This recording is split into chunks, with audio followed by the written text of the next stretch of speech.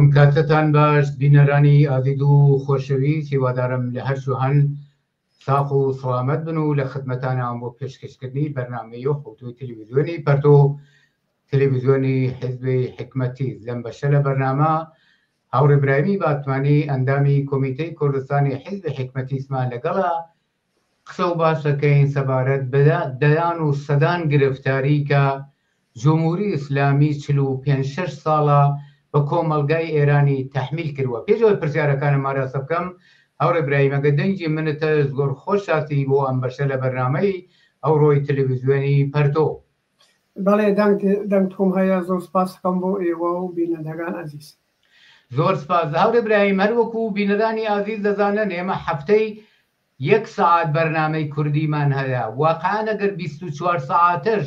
تەلەڤیزیۆنێکی 24 ساعتەمان ببێ، هێشتا بە 1/1000 ئەو جەنایەت و فەقر و فەلاکەت و نەداری و هەژاری و نائەمنیە کە جمهوری ئیسلامی بە کۆمەلگای تەحمیل کردووە ناتوانین جواب بووبین. یعنی واقعیتەوە ئێدی جمهوری ئیسلامی هیچ شتێکی بۆ ئەو کۆمەلگا نەهێشتۆ لە بۆحرانی گرانی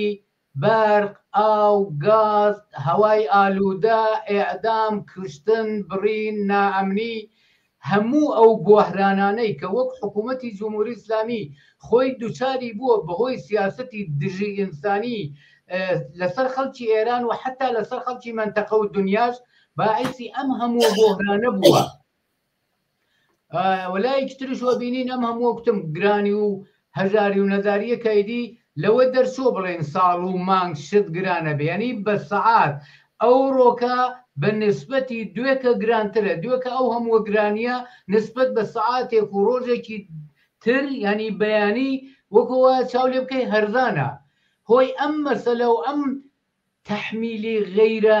غیرە قابلی تەحملی کە جمهوری ئیسلامی لە دەیان و سەدان گۆشەیە و کۆمەلگا بەو خەڵکەی تەحمیل کردووە، هۆی چیە و بۆچی دەبێ ئاوا بێ؟ خەڵک لە مقابلەمەدا ئەلبەتە دوایی دەچینە سەرەوەی ڕێگا چارە و نەجات چییە. بۆچی جمهوری ئیسلامی ئاوا بەسەر و خەڵکی کۆمەلگا دێنێ لە قەڕنی 21ەمە؟ بەڵێ هاوڕێ ئەموار وا تۆ باسەت کرد، واقعان ئەگەر تەلەڤیزیۆنی 24 ساعتە دیژبێ ناگەی بە 5% مشکلاتەوە ئەو مردمە هەسیە. جمهوری ئیسلامی بوو منەوەی خۆی، مەسەلەی منەوەی خۆیە، مەسەلەی سوود و سەرمایەکەوە کەفتنە سەبانەی خۆیان و ئاغزادەی دیان، مەسەلەی وەساکێ خەریکن لەم حکوومەتکردنیانە قازانج ماڵیەوەن بوونەوە مردویان بۆ مهم نییە و تەواو ئەم مشکڵاتی دیژەوە ئیمڕوو یەقەی تەک ئەو جامعەیە گردێ بەرماڵ ئەو مردمیە گردە ئاملەکەی جمهوری ئیسلامیە. جمهوری ئیسلامیە هەر بۆ بوونەوە ئاوای کرێ لە مردم کێشایەتە ژێر فەقر و فەلاکەتە لە حاڵێکە خۆیان ڕۆژ بە ڕۆژ سەرمایەکان ئەن باشەوەی. ئەوە تماشای حقوق کارگەرکە وەختی ئێعترازەکە هەڕەشەی دێکە نێژن گولولە نەسیب دەکەین، زندانێت خەینە زندان، محەسڵ مشکڵاتی هەست و جیایوە جوان مشکڵاتی بەنە و تەهدیدەکەن. بە تەلیفۆن نیروایە ئەمنیەتی معلمان تەهدید دەکە. ئەژی حەقتانی قسەکەن، هەرچی ئێمە ئەیژی ئەوەسا مشکڵ هەست. نازانم دەرس تەدارس تەدریسەکەن لە مەدارسە ئەو شتەوای مێژین ئەوە درستە، ئێوە ناوێ قسەکەن. باشستەیجێ پۆڵەکەم بەش دارو ناگەی پێما ئەمە زندگی نیەم دەیکم، ئەژی خەفە بە ژنەژێ باوە من ئینسانم قڕن و بوسیەکە بنەشەوە تەر منیش ئینسان مەشەی زندگی شادێکم بێ، ئەشێ گیرپانم پڕ بێ، ئەشێ بەرابەر بمە تەک پیاوە حەق و حقوقێکم ئەشێ بێ بەرابەر بێ لەم جامعە وەک تەواو ئەم دنیا. ئەژێ نامە حکوم ئیسلام و حکوم قورعانە، من نمایەندەی خوام خاونێژێ، تۆ وەزیفەت ماڵەوە و مناڵداری و قەڵ خزمەت بەشوەکەتە. یعنی مەرگەرم بۆ مردم هەر ئاعترازێکەکە بە زندان و بە شکنجە و بە هەڕەشە و بە گولەت جواوەکە یاتەوە. تۆ تماشاکە مەسەڵەن جەنگەڵ ئاوری گرت. ئەم حکوومەتە وەختێژێ لەو لاوەژێ ئەرێمە 80,000 بەسیجمان ئامادە کردێ بوو بێ حەجابی. ئەی باشە ئەم 80,000 بوو 10,000 نانیری ئەو جەنگەڵە خابووچکە. بەم 800,000 جنایەتکار مەفتوڕە جەمتکرێتەوە بوو سەرکوب بوو مردم سەرکوب مرد بوو منەوەی خۆت ئەی بوو 10,000 نەفەر ناکەیتە مابوور با بچێ ئەو دزیەی لەوا خۆتان ئەیکەنەوانە سەر و سامان بە گەرەکمان مەبیژم ئەم ڕژیمە بەمان ئای واقعی دژمان مردمە خو دژمان شاخ و باڵی نییە جا بەناو حکوومەتە و بەناو نمایندەی خواوە بەناو حکوومەتی عەدڵی ئەلاهی ئیسلامیە و ئەوە قڕسایە بەسەر و مردمە گەرانی دیگەرانی باسێ ناکەی وە قسەکەیتەوە دەیەقا بە دەیەقە گەرانەوەی بە دەیەقا لە حالێکە حقوق هەرا لەو جێخۆیە و هیچ باعیخێکی نییە لە حالێکە ملوێنها مناڵ بێ مەدرسە ناتوانن چنە مەدرسە دانشگا گشتی خەریکە بە مشکلات جدی خۆیە پۆڵ ترمەکانیان نییە کوڕگەورە وەسە 30 ساڵی کەنی 30 ساڵیان ناتوانن ئەزدواجکەن ماڵیان نییە حقوقیان نییە کاریان نییە ئەو نەمشکلاتی بۆ ئەو مردم تاشیە ئاگاهانە و با بەرنامە بوو بۆ ئەوەی کە مردم عادەت بکە مردم عادەت با بە فەقر و فەلاکەت و بە ئەوەی کە وا خۆیان گەرەکیانە مردم مەشغڵیان بێت بەوەی کە فقط حرف فکرکەنەوە چوو نەمرین چوو مناڵەکمان خەینە نەکەی چە بکەین چە نەکەین چە نەکەین ئەمانە سا ئەم تەرحەت وا جمهوری ئیسلامی ئۆلیمپیاد ئەمە سان ناوێکە پۆڵێنەوەی چۆ پۆڵێتیات بە ئەیژێ من حازرین مەسەلەی ماڵی و تەدارەکاتی و تەسلیحاتی حزبەڵا دوارە سازکەینەوە حازرین حەماس دوارە سازکەینەوە هەموو غەمەکەیان ئەوەیە ڕێگایە بۆ ئەوە سا بۆ ئەوانە هەسیان ولی ئەگەیتە سەر معلمی ئەگەیتە سەر کارگەرێژی پۆڵەکەم بەشناکە ئەژین نەفەست بۆڕەنا پەروەندەت بوو درسەکەم چاوت نەکەڵێ بە ڕۆژنای زۆر سپاس هەورێ برایم زۆر سپاس هەروەکو تۆژی شارە کردیارە خەڵکی و کۆمەڵگەر زۆر باشەزانن فەساد و دزی و فەحشا و گرانی و هەژاری و نەداری و بێگازی و بێبەرقی و بێهداشت و نەبوونی بێداشت و ئالودەبوونی هەوا و نائەمنی و تادیدات و گرتن و بڕین و 1001 پەدیدەی واقعەن جەنایەتکارانە ئەم حکوومەتە بە خەڵکی ئەم کۆمەلگای تەحمیل کردووە و خەڵکیش ئەمە زۆر باشەزانن بە ئاماری ڕسمی ئەگەر ئێغراق نەکەین واقعەن 80 تا 90% خەڵکی کۆمەلگای ئێران سەرتاپای جمهوری ئیسلامیان قبول نییە هەموو ئەو جەنایەتانە ئەزانن ئەم هەموو بۆهرانشی تەحمیل کردووە باز لەوا کرێت کە گوایە بە ئاماری بانجی مرکزی تەوەڕوم 60% دەشتێتە سەرترۆ بەڵام بینین کاریگەرێک کە ئەگەر لەم تاریکستانەدا لەم حکوومەتی جەهل و جەنایەتەدا شانسی ببێ و حقوق وەربگرێ 15 تا 20 ملیۆن ئەو پەڕەکەی وەرەگرێ وەلی تبقی ئاماری خودی بانجی مرکزی جمهوری ئیسلامی دەرامەدی 45 ملیۆن ژێر خەتی فەقر حەسابەکرێ واقعا من بە شخصە بۆم سوالە چاو لە زۆر کلیپ و ویدئۆ و ژیانی ئەو خەڵکە دەکەم واقعا بۆم سوالە ئەم خەڵکە چۆن لەم شرایطەدا ئەژین چۆن مایحتاجی خۆیان تامینەکەن دەنان کلیپە بینم کابرا چووە زەحمەتکێشێکە بێکارە نیو کیلۆی سیبزەمینی کڕیوە و 2 دانە پیاز و نازانم ئەگەر گیری کەوێ لیترێ شیر فاکتۆرەکەی نیشانەدا 200,000 300,000 400,000 ئەمە زەڕەیەکی چکۆلەیە لە تامینی ژیانەکەی وای بە حاڵی هەموو ئەو دەرد و مەرگانەی ترکە هەیەە دکتورە دەوایە نەخۆشیە ئالودەجیە بەرقە گازە ئەمانە کە نییە هیچ ئەبێ ئەوان پوڵەکەش هەر بدەن واقعاً ئەمە چۆنە ئەم خەڵکە بەم هەموو ناڕەزایەتیە ئەم شرایطە قبوڵەکەن پایانی ئەم سیکلە باتڵە کەیە واقعاً ئەم خەڵکە ئایا 40 ساڵتریانەوێت لە ژێر ئەم حاکمیەت و جەنایەتی جمهوری ئیسلامی کە ڕۆژ بە ڕۆژ ژیانیان خراپترە بێ بەئیسلا ئەوەی کە ناوی بنین بەقا و ژیان کە ژیان نییە واقعاً حتا بەقای خۆشیان ناتوانە حفظکەن لە تا کوێ قابلی تەحملە معلومە خۆ قابل تەحمل نییە واقعاً مردمش دەستیانە نییە سەبان دەستیەکەەوە ئەم هەموو هەزینیانە داگە تۆ خیزش 96 و 98 و 1401 خیزش انقلابی ژنجیان ئازادی ژینای عەزیز معلومە مردم دەستیانە نییە سەبان دەستیەکەەوە فعالین اجتماعی فعالین فەرهەنگیان بازرستەکان بە کارگەرگان لە هەرچی کارخانەیە مردم چەپەکان ئەوە بنیامەی ئازادی خاو بەرابەری تەڵەب و ئەمانە خو بێدەنگدا نەنیشتنا با وجود ئەم هەموو فشار و ئەم هەموو شتەوات و گوشێکمان لێ باس کرد بە مردم تەحمیل کردێ مردم نەچوونەتە ژێرباری مردم نەچوونەتە ژێربار جمهوری ئیسلامی ئەگەر بە جمهوری ئیسلامی بێ ئەسێ حیچکە حیچستان گشتی لە برسیا بمرێ گشتی لە بەدبەختی و خۆیان بچێتە ناو لاک خۆی ئەو بۆ خۆی دانشێ لەوانە بە مردم بکەنن ولی مردم خو مردم باوجود ئەو هەموو فشارە هان لە ئەرسەی مێیانە خەریکە خۆیان سازمانیان شەو ڕوود لەسەر ئەم مشکلاتەی لە قسەیەکە لە ناو خانەوادەکانیان لە ناو مەحافلەکانیانە قسەیەکەن لەسەر کارگا و کارخانەیە قسەیەکەن لە ئەدارە و لە نازانم لە شوێن کارەکەیانە خەریکن قسەیەکەن ئەمانە ئەوێنن هانە فکر ئەوەیەکەوە بوونە سێ دەفە حەمڵەیان کردێ بە محکوومەتە سێ دەفە چوونە سەرنگونێکن ولی زوریان پێ نەشکیە زوریان پێ نشکیاوە دلیلی ترێ دەیلەکەیەوەکە وەکە گشتی نەهاتە مەیدان ئەگەر گشتی بەهاتا مەیدان بە قەڵتو 95% مڕوو مردم لەم ڕژیمە عبوریان کردێ لێ بێزارن ئەگەر ئەم 90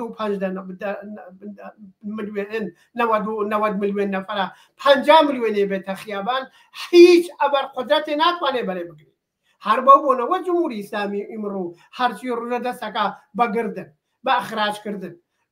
یارۆ ئەنسانێک سیاس بەخاتر عقیدەی بەخاتر ئەم وەزا ها لە زندانە وەختێوەن بیمارستان چە پاوەنیان کردێتە دەست و پای ئەوینەی لە بیمارستانە کوتەکاری ژیەکەن بۆ بۆنەوە گەرەکمە ئەمە بیژم مردم ئێران باوجود ئەم هەموو فشار و ئەملا و ئەولاوە هەست ولی لە مبارزەی خوان لە دەسە کێشن و خۆیانیش ئەزانن واقعان ڕێحەلیارە مەسا انتظار بە ئامریکا و نازانم کەسێ بێ کونێکی بۆمان تێکا ئەو بێ کۆمەر ئەمانە نییە خودی جمهوری ئیسلامی تۆحفەی سازمانسیا و ئەمریکا و ئوروپا بوو تەحمیل کرابە و جامعە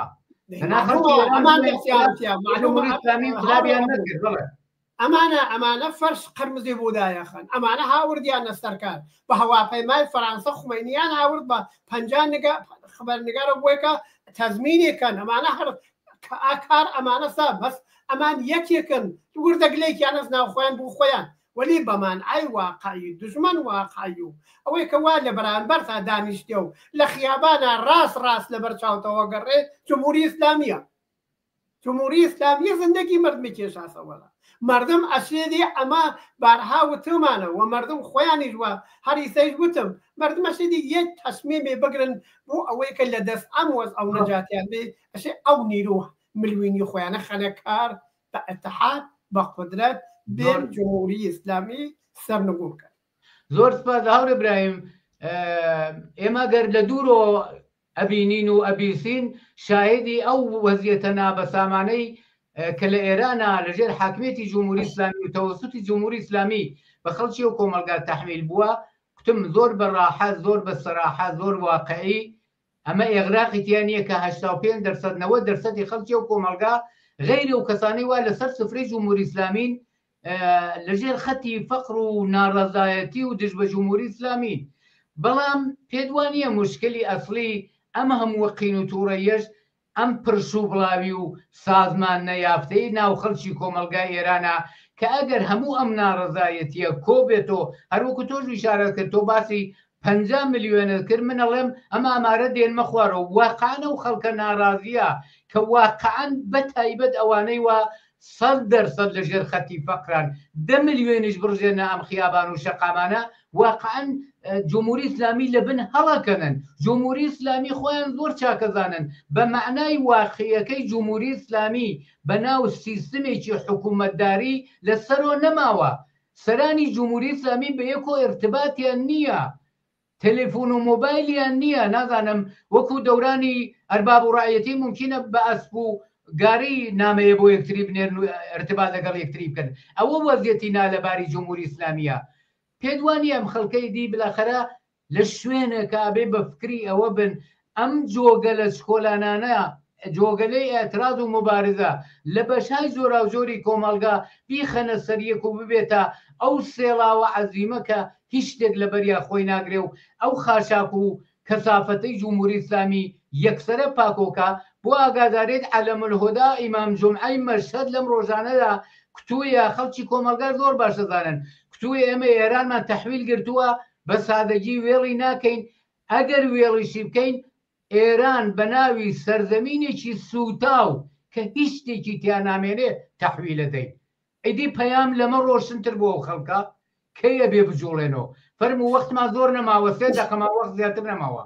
خۆ معلومە من وتم ئەوەیە کە ئێمە دوورین لە مردم وەلی ئەرتباطمان لەسەکە و مردمە ئەزانین خەڵکی و ژیانەکە و خۆمان لەو جامعات بالاخرەت گیانمان کردێ لەم جامعات ژیانەکەین ئەگەڕین ئەزانین مردم ئێران ئایسە چوو دەردێکیانەست چۆ مشکڵات هەلیکیانەست بە هەموو شتێکە و گرفتارن واقعان ئەوەی کە مردمەسی چەپکاسی مرد معلومە ئەوەی کە وتم مبارزەیان کردیان وە خەریکن بە هەنوا و ئەخسام وەلی مانعەدێکیش ها لەبەریانە مانعەکێکی لەوانە سەرکوبە جمهوری ئیسلامی بە نەزەر من فقط نیرو سەرکوبێ ئەبزار سەرکوبێ خەریکە کارەکە ئەنا خۆیان جمهوری ئیسلامی لەسرە و لە سیستم جمهوری ئیسلامی و لە کولەن قانونەکە حکوومەتیان قوانینیان شەرع و شەریعەتیان ئیمام جمعە و مدیایان و ئەوەیە کە ئەبزار و ئیمکاناتێکا لە دەستیانەوەن تەبلیغیۆمانە لەلای مردمە و ئەسەر هەڕەی بۆ ورداکەن باوەڕیان پێ نەماگە با وەختی باوەڕیان پێ نەماگە و ئیسا هاتیە سەرەوە جمهوری ئیسلامی باسم کرد ئەم فشاریە چەند بەرابەرە و کردیا بوومانەوەی خۆی ئەمە خەتەرە بوو جمهوری ئیسلامی جمهوری ئیسلامی ئەو خەتەرەوە ئەوێنێ تێر قسەیەکەن هەڕەشەکەن ئیم ئەلەمان خۆدای جنایەتکارێ مفت خوارد تێژێ ئەگەر بڕینیش فقط دار و دیوارەکەتان بوو تێڵینە و بەس هەدەفیان ترسان مردمە وەلێ مردم ناترسن مردم هیچ شتێکی نەماوە لە دەست بە تەنیا سێت بێڕێ حەلی ئەوەسا ئەو نیرو خۆیانە ئەو نیرو ئەزیمە ئەو پتانسیلە واقعاً بیخەنەکار بە بەرنامەوە بیخەنەکار و بێنە خیابان بالاخره تو اگر حکومتی اما چو وضعیکە ئەگەر حکومتی گرفتاکەی فەقر ڕامان بگری مردم مشکلات ئاوێسێکی و چوو دوعاکە آخر ئەمە چەرەندیات نییە کاورا گرفتاریە سێژێت تەحەمڵکە کاورا نان نییە بخوایژی ئیشەڵا بڕۆ دوعاکو ئەی بوو خۆتان دوعا ناکە بوو خۆتان هەموو سەرمایەتانت بوو خۆتانت بوو مردم نییە دەر نەتیجە ئەو قسەوا تو فەرمودت ڕێحەلی ئەوەسا ئەم مردمە ئەشی قۆڵی بوو هەڵماڵن بە قودرەتێکە و بێنە خیابان و برایەوە بێنشی خۆتان سازمان بن لە مەحەلات لە کارخانە لە هەر شوێنێکاوان تەسبی بگرن کی لە دەست ئەم ڕووجانەوەرە و نەجاتان وەک بەقیە مردم دنیا ئەمەکەی زندگی زۆر سپاس هەورە برایم واقعاً من ئەگەر ئەلان دانیشتم 1000 نمونە لە بەدبەختی ئەو کۆمەلگا بێنمۆ هێشتا کەمە من ئەگەر هەزاران نمونە بێنمۆ خەڵکی ئەو کۆمەلگا خۆیان بە چاوی خۆیان ملیۆنها نمونە لەو بەدبەختی و هەژاری و نەداریانەی خۆیان نەتوانن بێنەوە اتفاقاً لەم ڕۆژانەدا فیلمێک کلیپێکم چاو لێ کرد ژنێکە کە یەک دانە تمەن دەرامەدی نییە 4 دانە منداڵی هەیە لەو مەنتەقەی لۆڕستانەوانەدا چووە ئازمایشی تێستێکی حامیلەگی بدا کوتم تمەنێ دەرامەدی نییە بەڵام 10 ملیۆن بابەتی تێستەکەی لێ وەرەگرن ئەمە زەرب دەر ملیۆنکە ئەمە زەرب دەر ملیۆن خانەوادەکە زەرب دەر ملیۆن خانەوادە بکە کە کڕۆنێ تمەنێ دەرامەدیان نییە لەم جامعەیە کە جمهوری ئیسلامی پێنجمین سەروەتمەندی دنیا جامعەی ئێران ئەمە ژیانی خەڵکی کۆمەلگایە بەرحاڵ وەختمان زۆر نەماوە نه ئەسڵ وەختمان نەماوە زۆر سپاس بۆ تەوزیحەکان و بۆ خوێن ئەیدزن مەسلەکەسا ئەیدزن گیرفانەکانیان هەر گیرفانە دوون و پڕیەکەن مەسەلیان مردم نییە مردمەش خۆیان نەفکر خۆیان نابن ڕێگای نەجات تەسمیم و ئیرادە و قودرەتی خودی خەڵکە زۆر سپاس هەورە برایم بۆ تەوزیحەکانت بینەران یازید و خۆشەویست بەم جۆرە هاتینە کۆتایی ئەم بەشە لە بەرنامەی ئەو ڕۆی تەلەڤیزیۆنی پەرتۆ داوەتەکەم بینەری دامەی بەرنامەکان بن لە هەر شوهان ساقی و سڵامەتیتان ئارەزومانە و شادی و سەرکەوتنتان ئارەزومان